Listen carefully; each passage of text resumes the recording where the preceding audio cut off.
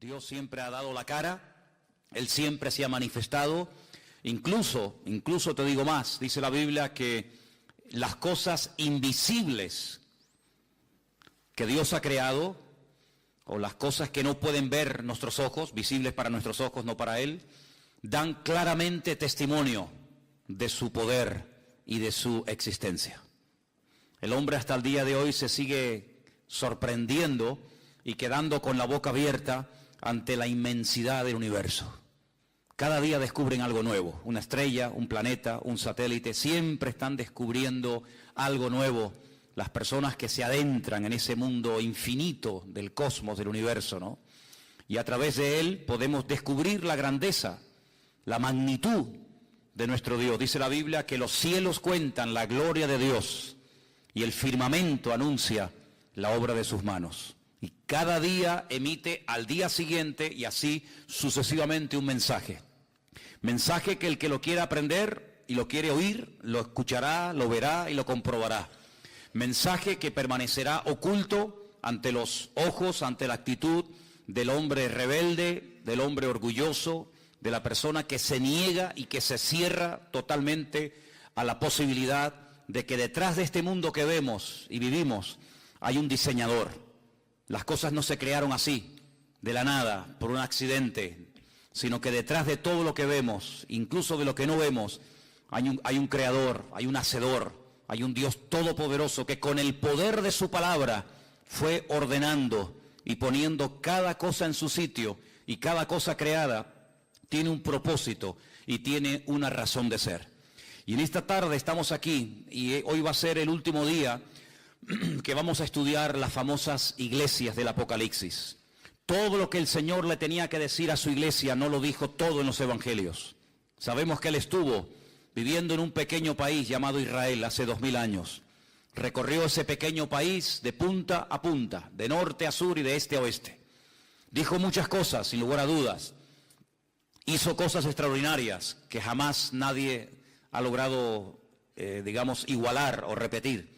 Pero sin embargo el Señor no dijo la última palabra a su pueblo en los evangelios, sino que en el libro del Apocalipsis encontramos lo último que el Señor quería decirle a su pueblo, es decir, a su iglesia. Hemos visto desde la iglesia de Éfeso, pasando por la iglesia de Pérgamo, de Tiatira, de Sardis, de Filadelfia, etcétera, cómo las iglesias de aquella época, del siglo I, pues no se encontraban todas en óptimas condiciones. Había congregaciones, como hemos visto en estos últimos días, estas últimas semanas, que estaban teniendo problemas con la doctrina, falsas doctrinas, algunas son mencionadas, otras no, se habían introducido dentro de la vida de las iglesias locales, y el Señor confronta a las iglesias y les dice: oye, esto no puede ser, ustedes tienen que creer la verdad os hará libres. No son las mentiras, no son las manipulaciones de la palabra, de la historia o de la ciencia las que tenemos que creer, sino es la verdad. Y la verdad soy yo, y por eso el Señor le hablaba a cada iglesia y la confrontaba, y a una iglesia le decía una cosa y a otra iglesia le decía otra, y vemos que nunca ha habido una iglesia perfecta en estos últimos 2000 años, así como tampoco hay cristianos perfectos, y así como tampoco hay pastores perfectos. La iglesia está en un proceso, en un crecimiento, ¿verdad? Y en el crecimiento a veces pues ocurren roces y discrepancias y choques, pero para todo, según la Biblia, hay remedio. Amén, hermanos. Para todo hay solución, incluso hasta para la misma muerte. Sé que por ahí hay gente que dice, todo tiene solución menos la muerte. Pues precisamente ese es el problema más fácil de solucionar, precisamente el tema de la muerte. Es más fácil solucionar el tema de la muerte que a veces enfrentarnos a los problemas de la vida. Y vemos en el libro del Apocalipsis que cada iglesia recibió el mensaje que tenía que recibir, ni más ni menos. Vimos algo muy interesante que tiene que ver con las obras. Es una palabra que aparece en 7 ocasiones diferentes. Yo conozco tus obras, yo conozco tus obras. Sí, lo que habéis hecho y por qué lo habéis hecho y lo que estáis haciendo, todas esas cosas, el Señor las conocía perfectamente. Y hemos llegado hoy al último mensaje. Sinceramente, si me preguntaran de todas las iglesias, ¿cuál crees tú que era la peor? La que se encontraba en peor situación. Pues sin lugar a dudas la que vamos a estudiar hoy. Algunos dirán, pero el Señor dice que la iglesia de Sardis tenía nombre de que vivía, pero estaba muerta. Sí, es verdad. Pero también dice el mensaje del Señor a la iglesia de Sardis que había unas pocas personas, un pequeño remanente, no sabemos de cuántas, pero había un pequeño grupito de hermanos en la ciudad y en la iglesia de Sardis, dice que no se habían dejado arrastrar ni contaminar por la corriente, por el espíritu que reinaba en la ciudad. Por lo tanto, aunque la iglesia estaba mal, realmente, había un pequeño grupo que todavía estaba ahí brillando. Sin embargo, la única iglesia de las 7 que no recibe ningún elogio, ninguna felicitación, ningún reconocimiento positivo, nada que mencionar, que sea digno de mencionar, es precisamente la iglesia de Laodicea. Y quiero llevarte a este último mensaje que se encuentra en Apocalipsis capítulo 3. Apocalipsis capítulo 3, desde el versículo 14 en adelante, vamos a leer el mensaje. Y dice la palabra del Señor así: escríbele al ángel de la iglesia en Laodicea. He aquí el amén, el testigo fiel y verdadero, el principio de la creación de Dios. Dice esto: yo conozco tus obras, que ni eres frío ni caliente. Ojalá fuese frío o caliente, pero por cuanto eres tibio y no frío ni caliente, te vomitaré de mi boca. Porque tú dices, yo soy rico y me he enriquecido, y de ninguna cosa tengo necesidad, y no sabes que tú eres un desventurado, miserable, pobre, ciego y desnudo.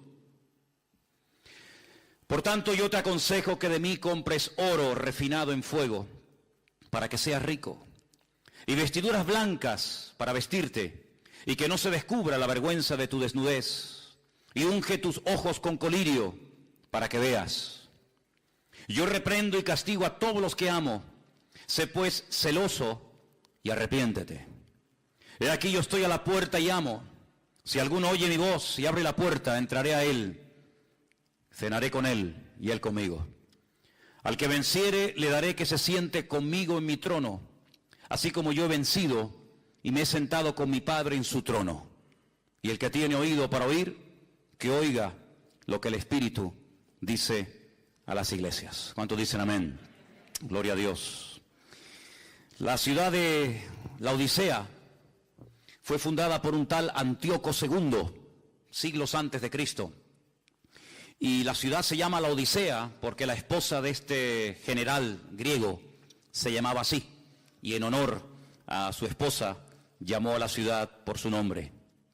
En principio, la ciudad de Laodicea era una base militar que protegía la frontera norte del reino de Antíoco. La semana pasada estudiamos la iglesia de Filadelfia. Bueno, pues a 80 kilómetros de Filadelfia se encontraba esta iglesia. Llegó a ser una ciudad tremendamente rica y era muy conocida a nivel mundial por varias cosas. Primero, porque había una escuela de medicina famosa, porque habían descubierto unas gotas, que la Biblia las traduce como colirio, para la vista, y también porque habían descubierto varios, medicamentos o varios remedios para problemas del oído.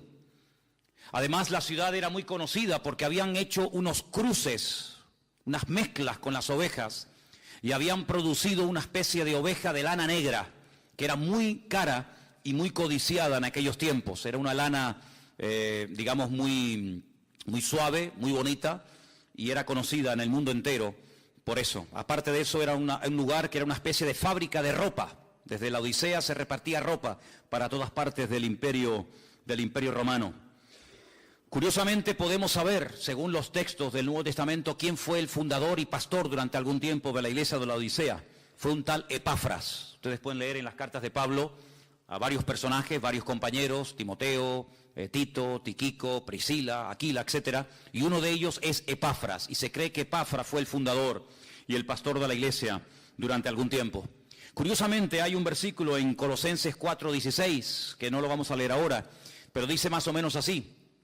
Cuando Pablo le escribe una carta desde la cárcel a los hermanos de la ciudad de Colosas, al final de la carta, en el capítulo 4, verso 16, ustedes pueden encontrar unas palabras de Pablo que dice: cuando esta carta que ha llegado a vosotros sea leída en la iglesia, hágansela llegar también a los hermanos de la iglesia de Laodicea.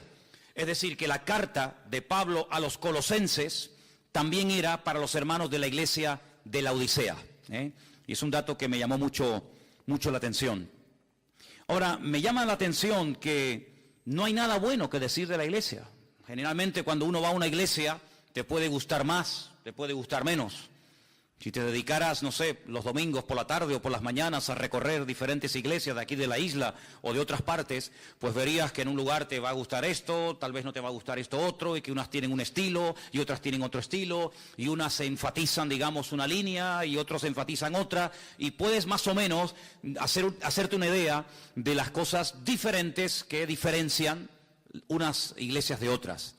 Pero si pudiéramos retroceder al pasado y visitar un domingo a la tarde, en el caso de que se reunieran un domingo a la tarde, no lo sé, los hermanos de la iglesia de la Odisea, encontraríamos que es una iglesia rica, materialmente hablando, una iglesia que tenía un concepto totalmente equivocado de sí misma, era una iglesia egocéntrica, una iglesia complacida, una iglesia tibia, ni fu, ni fa.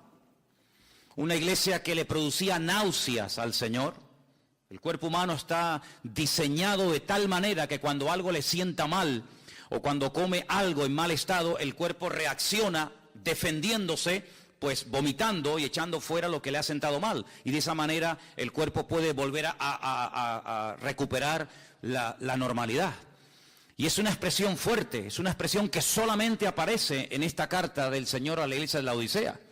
No es una iglesia que le produce tristeza al Señor, no es una iglesia que le produce orgullo al Señor, sino es una iglesia que le produce náuseas.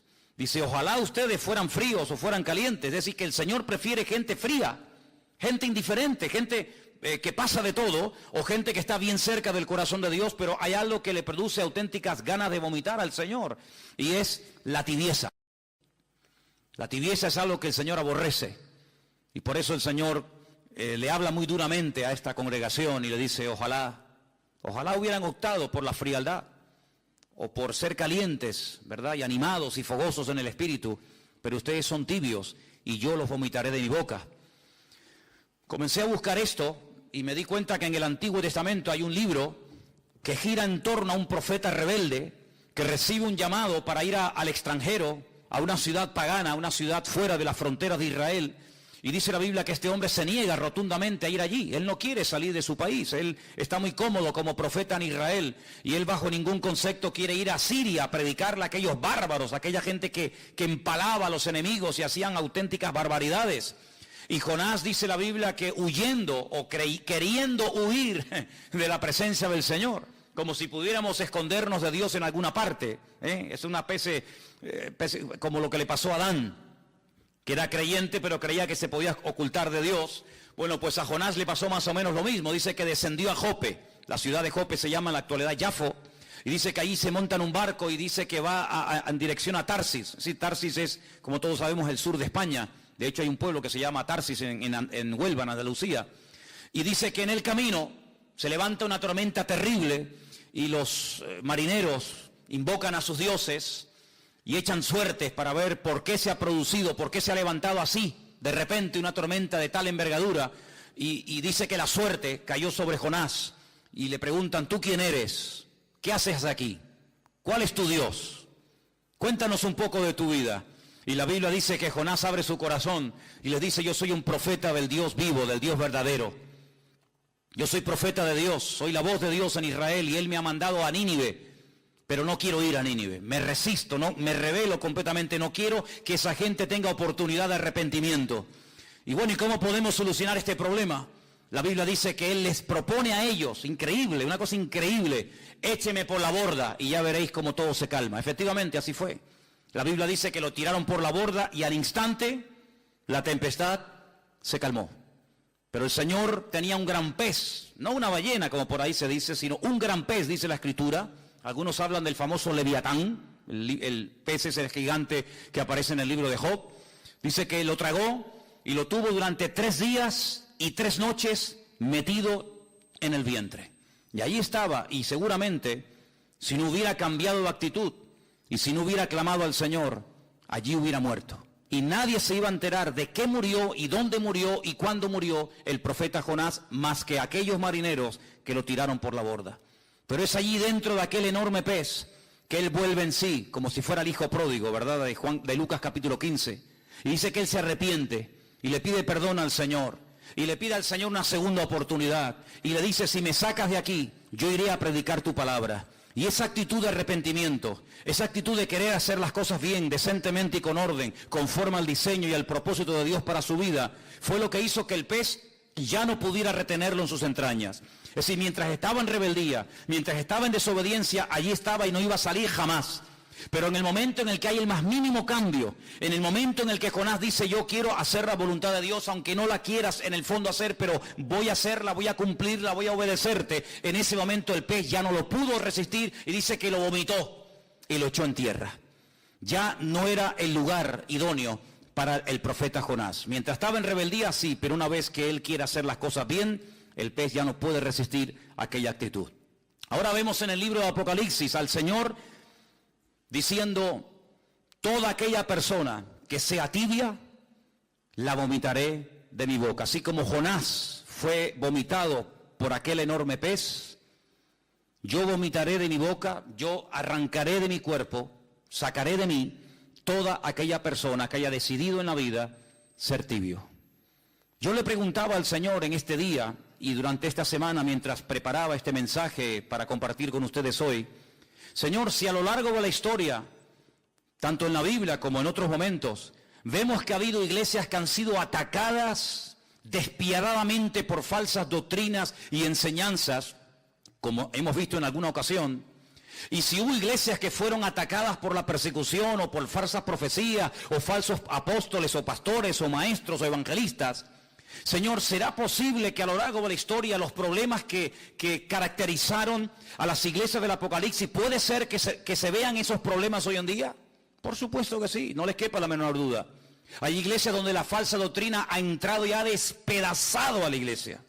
Iglesias hermosas, iglesias bonitas, iglesias que iban en una buena trayectoria, se abrieron a un método, a un sistema, a una enseñanza tal vez muy novedosa, porque todo lo nuevo siempre tiene un factor de atracción, ¿verdad? Todo lo nuevo como que atrae a la gente, y vemos que el resultado ha sido un auténtico desastre. Así que hay iglesias que han sido atacadas por falsas doctrinas y por persecuciones y falsas profecías y falsos ministerios, pero yo le preguntaba al Señor, pero Señor, ¿puede ser que hoy en día haya gente que se congregue en las iglesias y que sean tibios? Por supuesto que sí, hermanos, por supuesto que sí, pero déjenme que les diga algo. Los tibios, alguien decía por ahí que nunca fueron creyentes. Si fueron o no fueron creyentes, Dios lo sabe. Pero para perder algo en la vida, un día tuviste que tenerlo. Porque no se puede perder algo que tú nunca tuviste. Tú nunca podrás perder el coche si no tienes coche. Tú nunca podrás perder unas llaves si nunca tuviste esas llaves. Tú nunca podrás perder a un hijo si nunca has sido padre o madre. Lo que uno tiene en la vida, sea familiar, sea material o sea de la índole que sea, se puede perder siempre y cuando tú lo tuviste. Y analizando esta iglesia sin lugar a dudas tuvo que tener su tiempo de gloria. Esta iglesia tuvo que ser fundada, digamos, por Epafras o por Pablo o por Juan, me da igual, pero esta iglesia tuvo que tener un tiempo en el que iba bien las cosas, en el que funcionaba los jóvenes, la escuela dominical, los cultos, etcétera. Pero si esta iglesia, como vamos a ver ahora, terminó perdiendo lo más hermoso que puede tener una congregación, que no es ni el equipo de sonido, ni el local en propiedad, sino que lo más hermoso que podemos tener como pueblo de Dios es la misma presencia del Señor. Si terminaron perdiendo la presencia del Señor es porque un día la tuvieron, porque si no, nunca podían haberla perdido. Si estaban tibios, quiere decir que un día estuvieron calientes. Porque de frío no se pasa a tibio, pero de caliente sí se puede pasar a tibio. Luego esta iglesia tuvo que tener un tiempo que todo iba bien. Pero la palabra del Señor nos dice que esta congregación cayó en un amor hacia el materialismo. Fíjense lo que la iglesia decía de sí misma. Vamos a leerlo. Apocalipsis capítulo 3, versículo 17. Los hermanos, los creyentes, los miembros, los que asistían a esta congregación, a esta comunidad cristiana, decían: somos ricos, nos hemos enriquecido, de ninguna cosa tenemos necesidad. Sin embargo, cuando el Señor le habla y la confronta, no coincide lo que el Señor le dice a ellos con lo que ellos pensaban de sí mismos. No coincide en nada. El Señor les dice: ustedes sois desventurados, miserables, pobres, ciegos y desnudos. No hay nada de coincidencia entre el concepto de la congregación y el concepto que el Señor tenía de la congregación.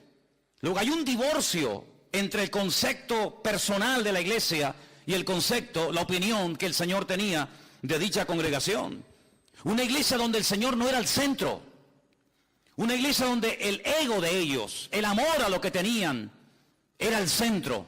Y todo giraba en torno a lo que tenían, no en torno a lo que eran. Ahora, alguien puede preguntarse: ¿pero es malo tener prosperidad y abundancia y riqueza y que todo te vaya bien en la vida? En absoluto. Es más, con la Biblia en la mano te digo que la voluntad de Dios es que nos vaya bien en la vida. La Biblia nos enseña ya desde los tiempos de Josué, en el capítulo 1 de su libro, que nunca se aparten de tu boca este libro de la ley, sino que medites en él de noche y de día, para que todo lo que hagas te salga bien, dice la Biblia. Luego, la voluntad de Dios es que no vayas de mal en peor, ni de trancas a barrancas, sino que la voluntad de Dios es que vayas bien por la vida, bendecido, prosperado, contento, gozoso. Esa es la voluntad de Dios. Luego, el problema no está en ser bendecido, en ser prosperado o en que te vaya. No, el problema no está ahí. El problema es que cuando llegues a ese nivel de abundancia, de éxito, de bendición o de prosperidad, o ponle el adjetivo que quieras, se te suba la cabeza y te atribuyas a ti en vez de atribuirle al Señor el éxito de tu vida. Si ustedes prestaron atención a la lectura de esta tarde, es tremendamente interesante. Yo quisiera volver a llevarles a el libro de Deuteronomio capítulo 8, que justamente fue la lectura que en esta tarde se leyó. Deuteronomio capítulo 8, el Señor sabía perfectamente que de haber pasado de la esclavitud, de la opresión más horrible y horrenda de la vida, lograron por fin salir de esa opresión de tierra de Egipto, de Mizraim, como se llama en la Biblia, una tierra de opresión, una tierra de aparentes oportunidades, pero que al final se terminó convirtiendo en un callejón sin salida. Lo dije en una ocasión, la palabra Egipto, Mizraim en la Biblia, empieza con la letra M y termina con la letra M en hebreo. Y hay dos M's, dos tipos de letra M en hebreo.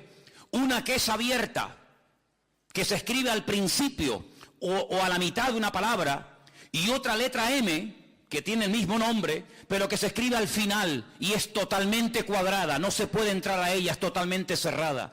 Y curiosamente el Señor llama a Egipto Mizraim, un país que aparentemente te ofrece todo a cambio de nada. Un país donde cuando en otros países hay miseria, trabajo, o no hay trabajo, y pobreza, y sequía, y muerte, y paro, en Egipto siempre hay de todo. No sé cómo se las arreglan. Y allí se fueron los hijos de Jacob, porque se les abrió la puerta, porque además José era el hombre más importante después de Faraón en Egipto. Pero al final aquella aparente puerta abierta se terminó convirtiendo en una ratonera, en un lugar donde los convirtieron en mano de obra, y de allí no podían salir, en un lugar de opresión y de estrechez y de amargura. Y durante casi 4 siglos estuvieron pasándolo mal. Y durante mucho tiempo estuvieron gimiendo y llorando y clamando al Señor con toda su alma y con todo su corazón: sácanos de aquí, que nos van a matar esta gente. Bueno, pues lograron salir, todos sabemos la historia, todos sabemos esto. Y cómo el Señor los sacó con mano fuerte y poderosa de Egipto y les abrió el mar rojo y los condujo por la tierra prometida, por el desierto, rumbo a la tierra prometida. Pero mira lo que les dice el Señor: cuando lleguen a la tierra prometida, escuchen bien esto, hermanos, cuídate de no olvidarte del Señor. Deuteronomio 8:11, para que cumpla sus mandamientos, sus decretos, sus estatutos que yo te ordeno hoy. Ándate con ojo, amigo. No suceda que comas y te sacies y edifiques buenas casas en las que habites, y tus vacas y tus ovejas se aumenten, y tu plata y el oro se te multipliquen, y todo lo que tuvieres se aumente, y se enorgullezca tu corazón. Cuando uno está en un lugar bajo, encerrado, puede sentir claustrofobia y quiere salir de ahí. Pero cuando una persona sube muy alto, hay personas que padecen de vértigo. Y cuando una persona sufre de vértigos, pierde la cabeza y se puede matar. Y eso fue lo que le pasó a la iglesia de la Odisea, que creció y fue multiplicada tanto su riqueza material, que se le subió a la cabeza y terminaron perdiendo la poca o la mucha espiritualidad que un día lograron tener. ¿Por qué? Porque terminaron adorando más a lo que tenían que al Dios al cual tenían que honrar y servir. Y dice la Biblia en el versículo 15, el Señor que te hizo caminar por un desierto grande y espantoso, lleno de serpientes venenosas, de escorpiones y de sed donde no había agua, y Él te sacó agua de la roca del pedernal, que te sustentó con maná en el desierto, comida que tus padres no habían conocido, afligiéndote y probándote para la postre hacerte bien. Y ahora escucha: y digas en tu corazón, cuidado, ahí está el problema, no en la riqueza, no en lo material, sino en tu corazón. Y digas en tu corazón, mi poder y la fuerza de mi mano me han traído esta riqueza. Ahí no mencionan a Dios para nada, sino soy yo, mi fuerza, mi poder. Sino que acuérdate del Señor tu Dios, porque Él es el que te da el poder para hacer las riquezas, a fin de confirmar su pacto que juró a tus padres, como en este día. Mas si llegares a olvidarte del Señor tu Dios, y anduvieres en pos de dioses ajenos, y les sirvieres a ellos y te inclinares, yo lo afirmo hoy contra vosotros, que de cierto pereceréis. Como las naciones que el Señor destruirá delante de vosotros, así pereceréis, por cuanto no habéis atendido la voz del Señor vuestro Dios. Eso fue lo que le pasó a la iglesia de la Odisea. Ya también le pasó a Israel, pero ahora estamos hablando de la iglesia de la Odisea. Una iglesia que fue bendecida, una iglesia que fue prosperada, una iglesia que decía: nos hemos enriquecido, tenemos absolutamente de todo y no necesitamos de nada. Qué ceguera espiritual tan grande. Perdieron la sensibilidad, le dieron lugar al orgullo, al materialismo, y terminaron perdiendo, como dije hace un instante, el tesoro más grande que pueda atesorar un creyente y una congregación, y es tener la bendita y preciosa presencia del Señor. Dice en el versículo 20, he aquí yo estoy a la puerta y llamo. No le está hablando el Señor a una secta peligrosa, destructiva. No está a la puerta de un templo pagano, sino le está hablando al pueblo de Dios, a su iglesia. Y le dice a la iglesia: estoy en la puerta y estoy llamando, y estoy llamando. Luego, si está llamando a la puerta es porque estaba cerrada. Todo esto es un lenguaje metafórico, ¿sí? Si estuviera abierta, si estuvieran abiertos, así, bueno, Señor, estamos mal, pero estamos abiertos a cambios. Estamos tibios, estamos mal, no estamos como tenemos que estar, pero estamos abiertos a que tú, cuando quieras y donde quieras, nos sorprendas y te muevas y nos sacude y nos reprenda. Estamos abiertos, pero ni siquiera estaban abiertos a la posibilidad de cambiar, sino que tengo que tocar porque ya os habéis cerrado en banda. Y por eso dice el Señor: si alguno todavía allá adentro le queda algo, un mínimo de sensibilidad o de oído espiritual, y oye mi voz, pues que abra, y yo entraré a él y cenaré con él y él conmigo, y tendremos comunión. Es tremendo, ¿no?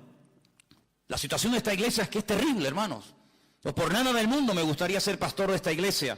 Sinceramente no sé, el hermano de esta congregación, el pastor de esta iglesia, ¿Cómo se tenía que sentir cuando recibe esta carta y tiene que leerla a la iglesia? Hermano, miren, a través de nuestro querido hermano Juan, el apóstol más cerca del Señor, hemos recibido este mensaje. Por favor, presten atención. Y cuando esto cayó en la iglesia, no sé cómo reaccionaron. No sé si cayeron todos llorando de rodillas al suelo, pidiendo perdón al Señor. La verdad es que no tengo ni idea lo que pasó con esa congregación. Pero lo que sí les puedo asegurar con toda sinceridad es que en este momento en esa ciudad no hay ninguna congregación, no hay creyentes, no hay iglesias. Así que parece que el tiempo lo que demostró es que la congregación no reaccionó ante la tremenda exhortación que el Señor les estaba mandando.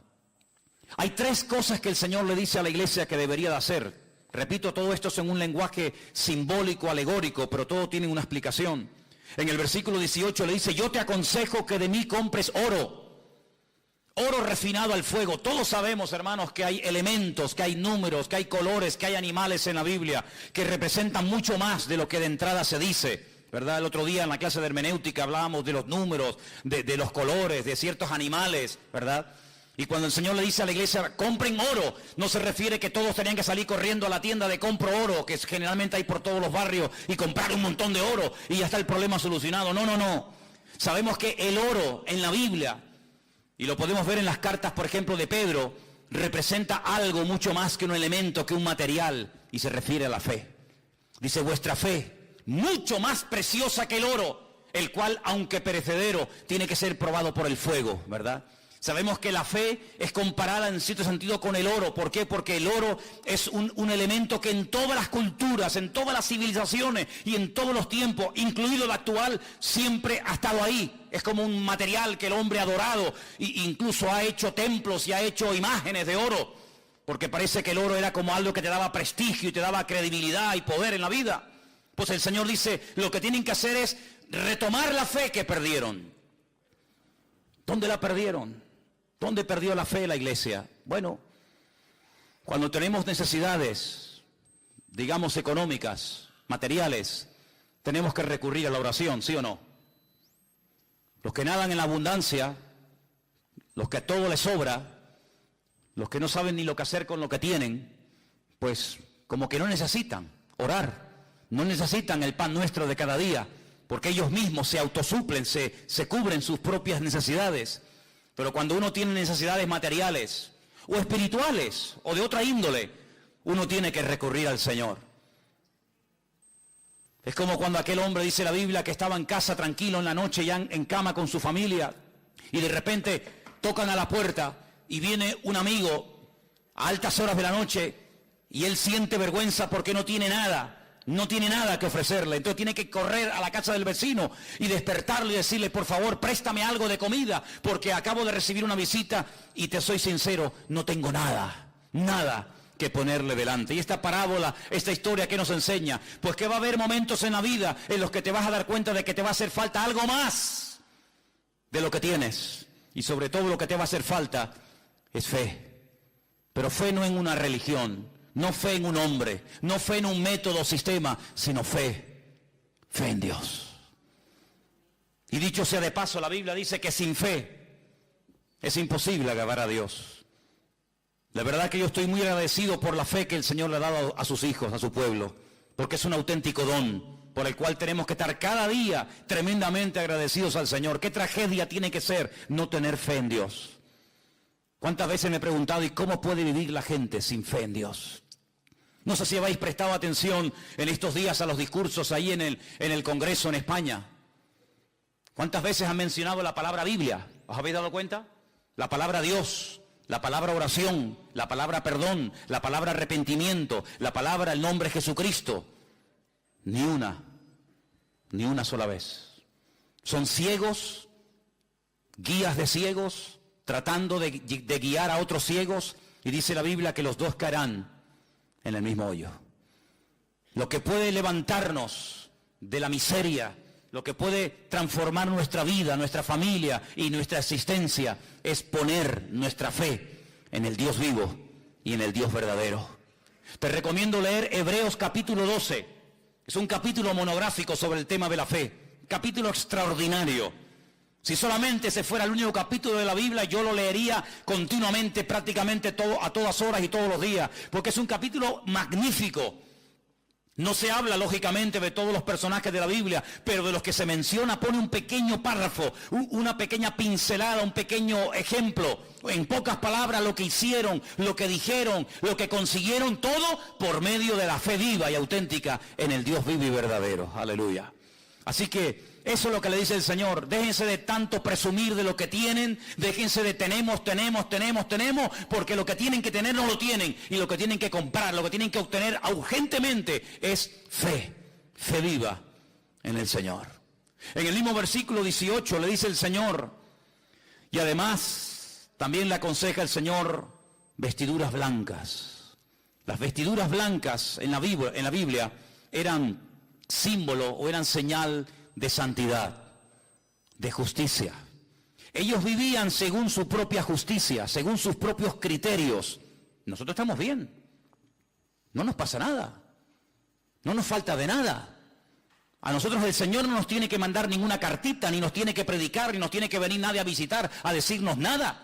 Nosotros estamos perfectamente bien. El Señor le dice, ustedes están ciegos. Ustedes no se enteran, habéis perdido la sensibilidad y ustedes están confiando en sus propias justicias. Y yo lo que les aconsejo es que se compren ropas blancas, otra vez lenguaje simbólico. Es decir, no se apoyen en sus propios méritos, no se apoyen en sus justicias, porque dicho sea de paso, hay un versículo en la Biblia que dice que todas nuestras justicias son como trapos de inmundicia ante la presencia del Señor. Por lo tanto, lo que tienen que hacer es ponerse mi justicia y no la vuestra. Porque ustedes se comparan con otras personas, tal vez con menos poder adquisitivo que ustedes, y ustedes, claro, siempre se ven por encima, pero yo les digo a todos los que estáis esta tarde aquí, no te compares con uno que tiene menos que tú, porque si tú te comparas con uno que tiene menos que tú, te vas a sentir superior. El orgullo te puede atrapar y te puede hacer daño. No te compares nunca con un inferior, compárate y ponte al nivel de otro superior a ti para que te des cuenta cuánta paciencia, cuánta fe, cuánto amor, cuánto conocimiento te hace falta en la vida. Decía aquel fariseo hipócrita que subió al templo a orar, que oraba consigo mismo. Sí, oraba, pero ¿a quién? Con él, oraba con él. Yo no soy como este, yo no soy como aquel, yo no soy como tal, yo doy diezmo, yo hago esto, yo no soy como este desgraciado, yo no soy como aquel pobre tal, yo no soy... No, pero no te compares con los que son inferiores desde tu punto de vista. Ponte a la altura del Señor y vas a ver que eres un pobre desgraciado, miserable, pobre, ciego y desnudo. Y eso es lo que le dice el Señor. Las justicias, no las vuestras, no en tu currículum, en tu experiencia, sino la justicia de Cristo, los méritos de Él y no los méritos tuyos. Y después le dice el Señor, como era una ciudad que producía gotas para los ojos, que producía colirio, digamos que en cierto sentido estos fueron los que inventaron las gotitas en los ojos, pues el Señor le habla en términos que ellos conocían y les dice, ya que en esa ciudad hay tanto colirio y habéis descubierto esas gotas que hacen tanto bien a la gente, compren colirio y échenselo en los ojos para que puedan ver la cruda realidad de que ustedes hace mucho tiempo han perdido mi presencia y no os habéis dado cuenta. Es interesante notar porque también en esa ciudad, a las afueras, había unas fuentes de agua. Fíjense cómo en las iglesias del Apocalipsis el Señor utiliza la geografía, el Señor utiliza las costumbres, el Señor utiliza la cultura de la época para a través de ellas darle un mensaje. Concretamente en esta ciudad acabo de decir que había una escuela de medicina donde se aplicaba estas gotas estas gotas de colirio en los ojos de la gente. Pero también a las afueras de la ciudad de la Odisea había unos manantiales de agua, pero aguas que no se podían beber. Aguas que no eran potables, pero aguas que tampoco eran aguas termales. Luego eran aguas que no servían para nada. Eran como aquellas aguas que se encontró Israel en el desierto cuando estaban muertos de sed y querían beber y salieron todos corriendo. Aquellas aguas, dice que cuando las probaron las vomitaron, porque dice que eran aguas amargas. Sí, eran aguas, pero aguas que no servían para nada. Aguas que no servían absolutamente para nada, ni para beber, ni para dárselo a los animales, ni para cocinar, ni para nada. Y así le pasaba a la ciudad de la Odisea. Sí, tienen fuentes de agua, pero no sirven para nada. Si fueran aguas termales, serían aguas terapéuticas, como hay en muchas partes del mundo, que la gente va a esos lugares y se baña con aguas calientes, de las termas de la época de los romanos. Si fuera agua potable, pues gloria a Dios, tienen ahí una fuente de agua tremenda, pero tienen agua que no sirve para nada. Y eso es lo que el Señor le está tratando de decir a la iglesia. Ustedes realmente habéis perdido la eficacia en el ministerio. Ya no me sirven absolutamente para nada. Y uno se pregunta, o si te has preguntado alguna vez, ¿quiere realmente el Señor buscar hoy en día gente capacitada, gente competente, gente eficaz? Por supuesto que sí, por supuesto que sí. Hay un versículo que yo leí esta semana que quiero compartir con ustedes. Se encuentra en Crónicas, en Primera de Crónicas, por favor, el capítulo 9. Primera de Crónicas, capítulo 9, versículo 39. Perdón, versículo 13. 9:13. Ustedes pueden encontrar a partir del capítulo 9, versículo 1, una lista enorme de nombres de personas que salieron del cautiverio en Babilonia. Nombres y familias, hijos y personas, para llevar una especie de relación, una especie de control de personas que salieron de un lado y llegaron a otro.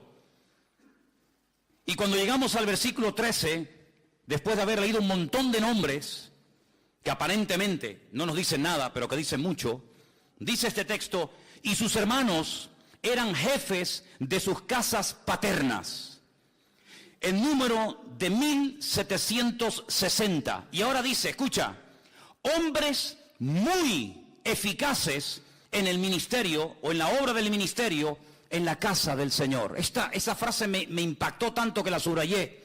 Es decir, dentro de toda aquella masa de gente, específicamente el escritor de este libro se para y dice, un momento, estos 1760 hombres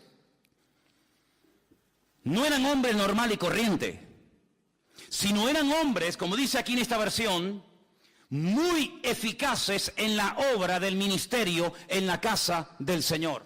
No eran inútiles, no era bulto, era gente eficaz.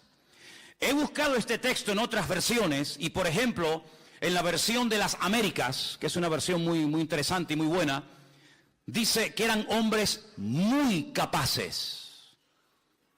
En la versión de la Peshitta, que sabéis que es la traducción del arameo al castellano, dicen que eran hombres de un valor extraordinario, eran hombres valientes. La versión católica, Nácar Colunga, los menciona como hombres vigorosos. La versión latinoamericana dice que eran hombres aptos. La versión antigua, la del 1600, la del siglo XVI, dice que eran hombres valientes. Otra versión antigua de la Biblia dice que eran hombres de gran eficacia. La palabra eficacia significa capacidad de producir un buen efecto. Una persona eficaz es la persona que realiza con eficacia su trabajo o función, que produce los efectos deseados. Es decir, esta gente producía cambios. Esta gente cambiaba las cosas. No se dejaban cambiar por las cosas, sino que ellos cambiaban las cosas. Llegaban a una ciudad en ruinas, patas arriba, destruida, y en cuestión de meses la cambiaban completamente. Yo me he dado cuenta, hace unos días estaba viendo el Facebook de la iglesia, no suelo mucho consultar eso ni estar ahí, pero el otro día entré y vi algo que me gustó. No sé si ustedes lo han visto. Hay algunas fotografías que pone la fecha de cuándo se sacó esa foto, sobre todo en la obra que hicimos en el Puerto de la Cruz, y después de unos años se ve la foto al lado y uno dice, bueno, la foto del 2006, por ejemplo, y ahora se ve el resultado después de unos años y no tiene nada que ver. ¿Cómo nos encontramos aquello? Destruido, viejo, sucio, y cómo se ha ido quedando con la ayuda del Señor, con el paso del tiempo. Bueno, pues algo así, ¿no? Esta gente llegó y no había templo, y en poco tiempo ahora hay templo. Y no había murallas que protegieran la ciudad, y en cuestión de semanas o de meses levantaron el muro. Y la ciudad estaba inhabitada, y ahora había alegría, había niños, había cosechas, había animales, había escuelas, había sinagogas. Sí, recuperaron la vida. Así era esta gente. Y este es el tipo de personas que necesitamos hoy en día en las iglesias. Gente eficaz, gente apta, gente que produzca cambios, gente que con el paso del tiempo vayan a mejor y no a peor. Gente que si un día estuvo bien no terminen enfriándose y al final apagándose, sino gente que si estuvo bien ahora van a estar mejor todavía. Y como dice la palabra, el que lleva fruto, pues gloria a Dios. No, gloria a Dios sí, me parece muy bien, pero lo voy a limpiar, lo voy a podar para que lleve más fruto todavía. Y tenemos que pedirle cada día al Señor, cada día quiero ser mejor cristiano. Cada día quiero ser mejor cristiana, cada día quiero predicar mejor, cada día quiero conocer mejor al Señor, cada día quiero orar más, mejor, cada día quiero hacer las cosas bien, con ganas, y no apagándome, porque una persona que está tibia no sirve absolutamente para nada, porque si a él no le sirve, imagínate a qué puede servir. Y es interesante notar cómo esta iglesia entró en una decadencia, pero todavía había oportunidad para cambiar. El Señor le llama al arrepentimiento. ¿Cuántas veces en estas últimas semanas hemos escuchado la palabra arrepiéntanse, arrepiéntanse, vuelvan a las primeras obras? ¿Cuántas veces, hermanos? Prácticamente a todas las iglesias el Señor las llama al arrepentimiento, a cambiar. Venga, vamos a dejarnos de tontería, vamos a dejar atrás el pasado, vamos a pasar la página, vamos a tirar del carro, vamos a mirar adelante. Como decía el apóstol Pablo, sí, yo en el pasado fui un tremendo erudito en la Torá y fui un rabino de la tribu de Benjamín y fariseo de fariseos, pero todo eso ya lo he dejado al pasado. No voy a vivir de las glorias del pasado, sino vamos adelante a la perfección, a ver si logramos alcanzar aquello para lo cual un día el Señor nos alcanzó a nosotros. ¿Cuántos dicen amén? ¿Estamos cumpliendo con nuestro objetivo? ¿O estamos pasando por la vida de la iglesia y estamos pasando por la vida sin pena ni gloria? Estamos dejando marca, huella y estela como los barcos que cuando pasan por un lugar durante un tiempo se ve por aquí pasó un barco porque las hélices dejaron una estela, o cuando un avión pasa por el firmamento vemos que por ahí pasó un avión, aunque ya no está, pero se sabe que pasó por ahí. Estamos dejando huella detrás de nosotros, estamos marcando una diferencia o nos estamos dejando absorber por el medio ambiente en el que vivimos. Yo espero que a ninguno de nosotros nos pase lo que tristemente le pasó a esta iglesia de la Odisea, que era una iglesia inservible, muy rica, no era como la iglesia de la semana pasada, aunque tienes poca fuerza, esta no tenía poca fuerza, esta seguramente era mucha gente, una iglesia rica, una iglesia próspera, pero que hablando claramente no servía absolutamente para nada.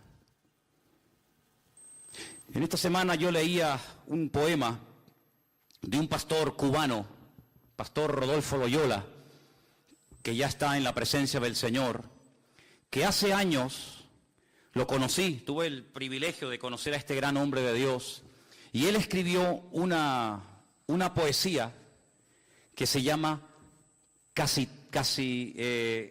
la llamó Casi. Y yo quería leerte parte de esa poesía en esta noche, porque es tan interesante lo que este hombre dice así. La llamaban Casi, cuando Casi andaba, y al cumplir los 7, Casi fue al colegio, pero Casi la maestra no enseñaba.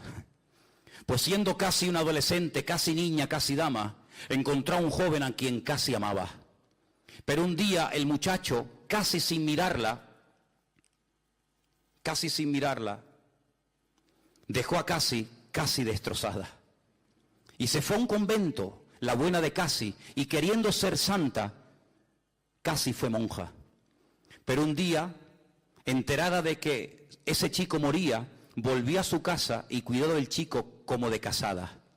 Y el chico murió casi sin besarla, y Casi fue viuda, al menos en su alma.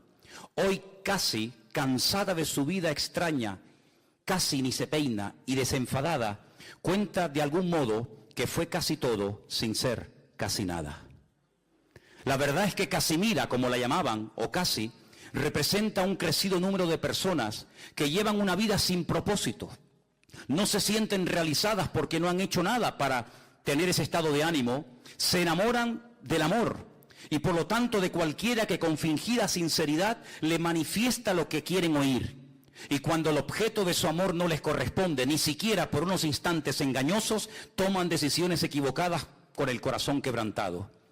No tienen buenas relaciones con nadie, pero sin embargo dependen de los demás para poder ser felices.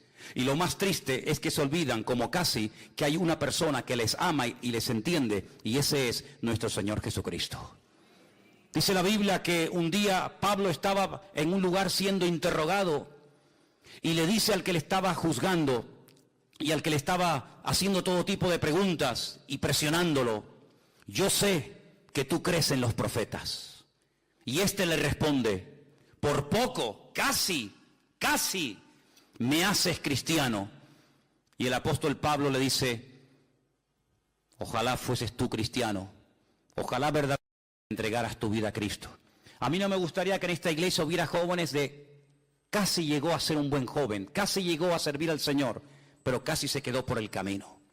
No me gustaría que hubiera ninguna hermana o ninguna hermana que dijera: casi llegó a la meta, casi llegó a cumplir los objetivos para los cuales el Señor le restauró su vida y le transformó su existencia, pero se quedó por el camino y pudiendo llegar a todo, al final no llegó a casi nada. A mí no me gustaría que termináramos nuestra existencia y nuestra vida como esta pobre iglesia de la Odisea. Una iglesia rica, una iglesia que tenía prácticamente de todo para llegar a unos niveles espirituales extraordinarios. Y dicho sea de paso, si observamos lo que ha sido la iglesia, la trayectoria del pueblo de Dios desde aquí hacia atrás, desde su comienzo hasta el día de hoy, jamás, créanme, en todos estos 2000 años de historia, nunca la iglesia en su conjunto general, nunca ha sido tan rica y con tanta capacidad material para poder cumplir con la gran comisión como nosotros hoy en día. Hay iglesias, hermanos, que tienen absolutamente de todo y a nivel de cuerpo de Cristo, a nivel general, cuando la iglesia pensaba en tener canales de televisión, barcos, aviones, hospitales y cantidad de ministerios que pueden alcanzar a miles y si no a millones de seres humanos. Lo tenemos todo. Tenemos sistemas de comunicación, tenemos más gente que nunca, tenemos más jóvenes en las iglesias que nunca, tenemos recursos materiales, espirituales y humanos más que nunca. Pero yo no quiero que todo eso se convierta en un juguete para pasarlo bien un domingo a la tarde, o un sábado a la tarde, o un jueves a la tarde, sino que nos demos cuenta de que el Señor nos ha dado mucho, pero también dice la palabra, y tienes que tenerlo en cuenta, que al que mucho se le da, mucho también se le demandará. Y amados hermanos, nosotros podemos dar gracias a Dios de que el Señor todo cuanto le hemos pedido, que nos creíamos nosotros que nos hacía falta para extender el reino, el Señor nos lo ha ido dando y ha sido fiel y no nos ha fallado. Pero no nos olvidemos nunca de esto: si algún día crees que has llegado a un nivel, no te lo creas, porque ese día habrás cavado tu fosa y cuando creamos que ya hemos llegado a un nivel es cuando no hemos llegado a ninguna parte. Yo te pregunto a ti en esta tarde: ¿serás tú una de esas personas tibias que puede ser que se congreguen todas las semanas en esta iglesia, pero tú nunca has tenido verdaderamente un encuentro con Cristo? Porque esta gente era aparentemente cristianos. Tú pasabas por la sinagoga y decías: estos son los judíos, y pasabas por la fachada del local o de la iglesia o de la casa de la Odisea y decían: no, estos son los mesiánicos, estos son los que siguen a Jesús. Había una diferencia en la ciudad. Pero la pregunta es: ellos asistían a la congregación, ¿y a quién le cantaban? Si el Señor no estaba allí hacía mucho tiempo, ¿a quién le cantaban? ¿A quién hablaban? ¿A quién servían? Si el Señor dice que no estaba en aquel lugar. Lo mismo ya pasó en la antigüedad, no es algo nuevo lo que estoy hablando. En el Antiguo Testamento los sacerdotes iban al templo de Jerusalén a adorar a un Dios que ya se había mandado a mudar hacía mucho tiempo y que había quitado su gloria del templo. Luego, si Dios no moraba allí, si el Señor no estaba allí con su presencia y con su bendición, aquellos sacrificios, ¿a quién se los ofrecían? A Dios no, porque Dios ya no estaba en aquel lugar. Si esta gente comenzaba un culto el domingo a la tarde o el sábado, me da igual, el día que se reunieran, y el Señor no estaba allí, entonces ¿a quién le estaban cantando? ¿Cómo es posible que perdieran la presencia del Señor y no se dieron cuenta? Bueno, lo mismo le pasó a Sansón. Lo mismo le pasó al rey Saúl, que dice que el Espíritu del Señor se fue de ellos y ellos no se habían percatado, ellos no se habían dado cuenta. ¿Tú vas a mejor como creyente? ¿O estás estancado? ¿O has ido a menos? Esto es algo muy personal. Este es un momento en el que todos y cada uno de nosotros tenemos que pararnos delante del Señor y decir, bueno, con todas estas 7 iglesias que se han estado hablando en estas últimas semanas, ¿con cuál yo como creyente me siento identificado? Dicen que la iglesia de los últimos tiempos se va a parecer mucho a la iglesia de la Odisea. Hoy en día hay iglesias tremendamente ricas, iglesias con una prosperidad material alucinante. Pero como dijo Priscila el jueves a la tarde, cuando ella compartía aquella famosa frase, ¿no? De aquel famoso predicador de Spurgeon. Llegará el día, si es que no ha llegado ya, cuando en las iglesias, en vez de los pastores pastorear ovejas, habrá muchos payasos entreteniendo a las cabras. Y eso lo dijo en el siglo XVIII. Y estamos ya en el siglo XXI. Pero uno observa muchas veces por internet, y uno ve a veces por ahí, yo no mucho porque no pierdo el tiempo en esas historias, pero hay gente que le gusta siempre estar por aquí, por allá, viendo esto y viendo aquello. Pero hay iglesias que son auténticos circos, donde hay una serie de señores entreteniendo a la peña, entreteniendo al personal, mensajes que van siempre por encima de las cabezas, nadie se siente aludido, venga risas y cachondeo y me caigo y me levanto, ¿verdad?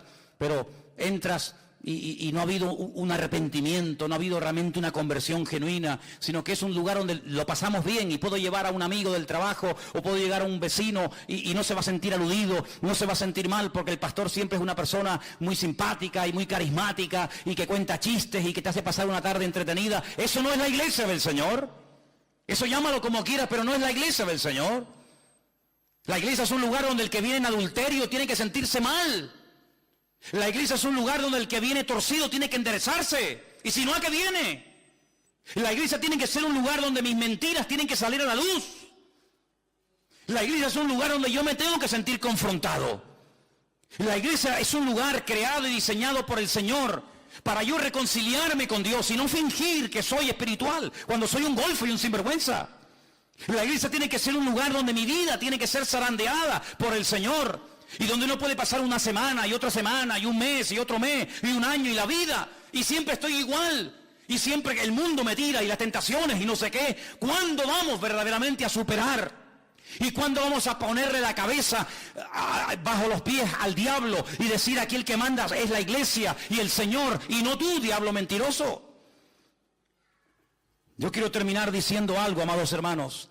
Si hay algo en tu vida contra lo cual tú has luchado, pero no lo has vencido, no lo has matado definitivamente, ándate con ojo, porque el enemigo se rearma y se quiere volver a levantar para amargarte la existencia. Y si quieres que te lo diga de una forma más objetiva y más clara, te lo digo.